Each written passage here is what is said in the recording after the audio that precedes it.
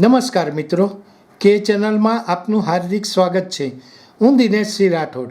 આજે આપણે જોઈશું ગુજરાત સાયન્સ સિટી ખાતે 3 આફ્રિકન પેંગ્વિનના જન્મની ઉજવણી કરાઈ.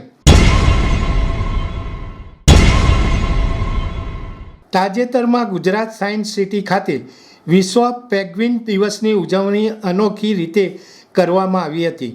સાયન્સ સિટી ખાતે 3 આફ્રિકન પેંગ્વિનનું સફળ સંવર્ધન કરવામાં આવ્યું હતું. આ પ્રસંગે વિજ્ઞાન અને પ્રૌદ્યોગિકી વિભાગના અગ્ર સચિવ સુશ્રી મોના ખંદાર પણ વિશેષ ઉપસ્થિત રહ્યા હતા.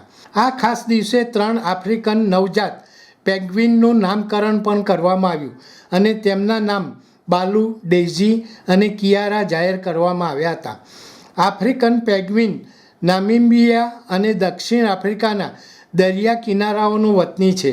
હાલમાં આ પેંગ્વિન IUCN દ્વારા લુપ્તપ્રાય તરીકે સૂચિબદ્ધ છે.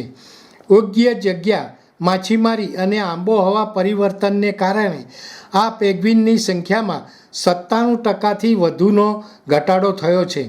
હાલમાં દરિયા કિનારે 19,800થી ઓછા પેંગ્વિન બચ્યા છે.